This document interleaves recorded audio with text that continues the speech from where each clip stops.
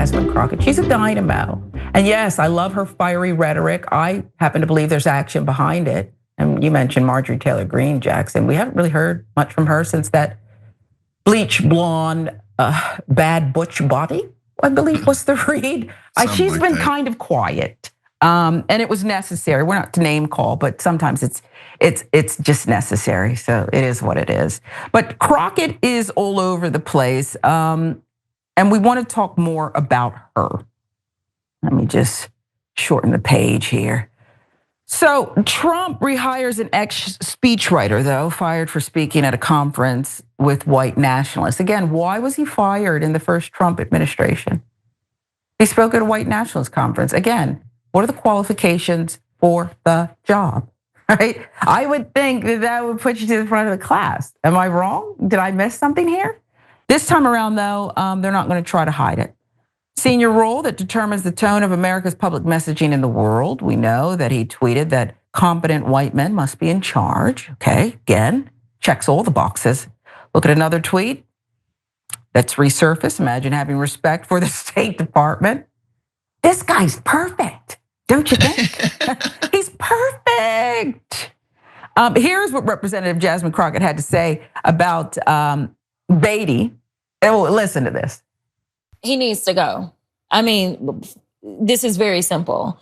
We right now have a white supremacist that is sitting in the White House. He is backed up by other white supremacists. And if you really want to know who the criminals are in this country, you can Google it. You don't have to trust me. But the people that commit 80% of the most violent crimes in this country are white supremacists. Yet for whatever reason, they sit and they serve at the pleasure of the president. They are the ones that were there on January 6th, tearing our democracy down physically. And now we have them tearing us down right here from within. Here is the problem. Of course, Congresswoman, to interrupt you, but President Trump, of course, has denied any allegations he's a white supremacist, and that's why he apparently fired what he is. I know. That's the problem, baby. I love Laura Coates, and I understand she is doing the edict of the CNN brain trust over there. He's denied being a white supremacist, Jackson. By definition, he is a white supremacist. I don't care what you say, okay? Yeah, I'm not a black woman with blonde tresses. I got short hair because I said I do. Okay, I mean, what do you want to do? Like, why can't it just be, Jackson, like Jasmine Crockett? Why can't we just tell the truth without MAGA, who's the chief name callers, accusing us of name calling, and the mainstream media going along with it? This is odd. Well, I mean, racist white America has never ever wanted to call itself that. Instead, they're just correct about the way the world is. You know, like, I'm not racist. Black people are just lazy and stupid and violent. That's just the truth. I'm not racist. This is not my problem. You know, Indians are lazy. Chinese people smell weird. Like, whatever it is that they say or whatever it is that they think, it's not racism, it's just the truth. I think I brought this up before.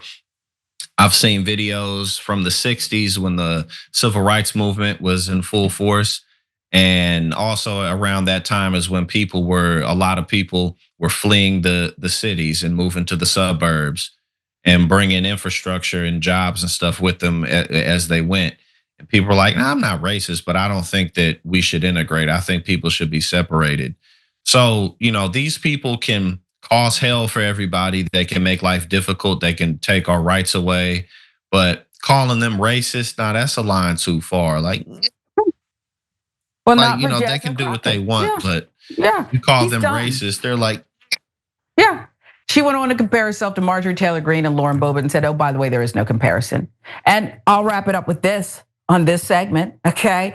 The only people that are crying are the mediocre white boys that have been beaten out by people that historically have had to work so much harder. Black people, marginalized people, that is who Crockett is talking about. So here.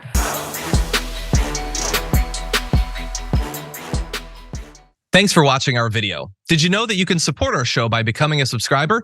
Just click the subscribe button and also ring the bell so that you get notifications when we're live or when we post new content.